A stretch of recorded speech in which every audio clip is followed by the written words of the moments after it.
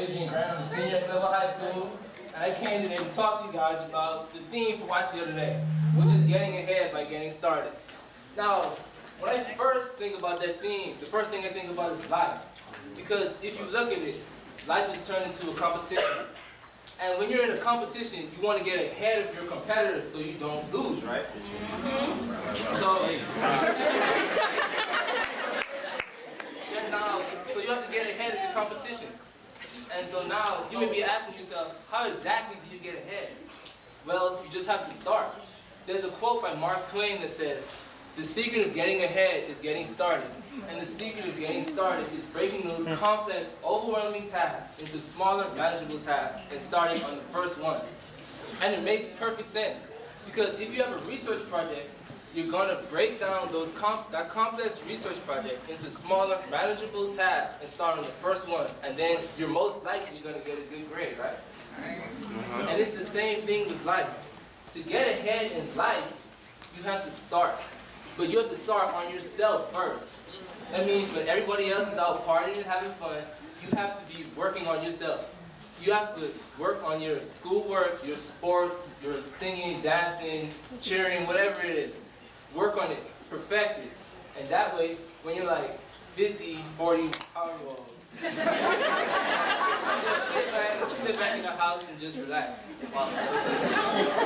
But those people who usually get to that point in life, they are ahead of their classmates at this time in life, in the high school, going on to college part.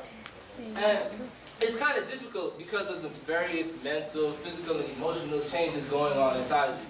But I'm telling you, if you just start, you'll be ahead of most people. There's an example would be one of my old classmates. Her name is Bethany Sawyer.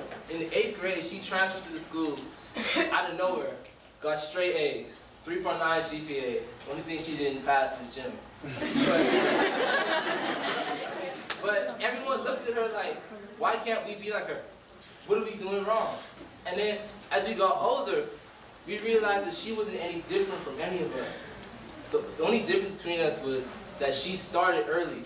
While we were out playing and all that, she was prioritized. She had herself organized. She was reading ahead to get ahead of us. That put her in the position that she was in. That was the reason that she got straight A's.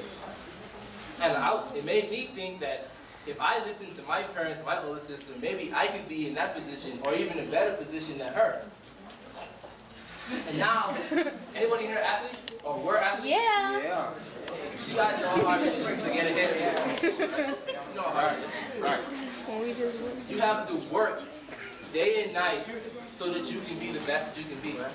An example would be, I know most of you guys know, most of you know Mark Johnson, right? Who went to East Tech? I know he worked so hard. While everyone was out having fun, he was in the gym. He was practicing his jump shot, his layups. He was working on his strength so that he could be the best basketball player that he is. And look at him now.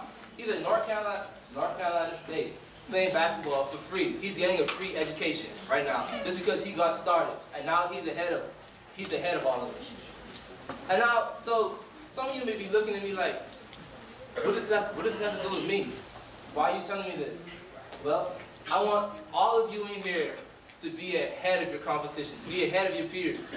So maybe in the audience we could have the next Dana Harris, the girl who got accepted to Princeton from John Hay. We could have the next Kobe Bryant, who's going to Cincinnati to play football from Gay Kennedy for free.